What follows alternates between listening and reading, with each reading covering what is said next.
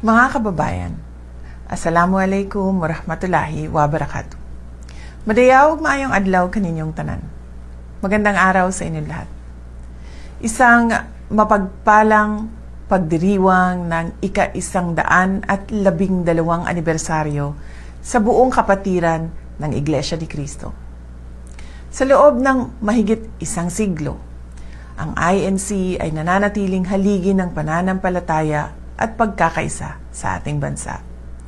Sa pamamagitan ng inyong mga programa sa edukasyon, kabuhayan, at mabilis na pagtugon sa mga sakuna, patuloy ninyong ipinapakita ang tunay na kahulugan ng malasakit sa kapwang Pilipino.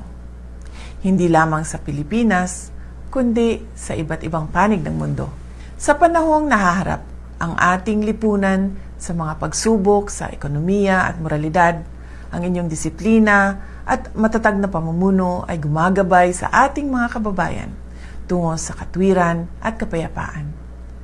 Kaisa ninyo ako sa panalangin para sa patuloy na pag-unlad ng iyong kawan, sa gabay at pamamahala ng inyong kapatid na Eduardo V. Manalo.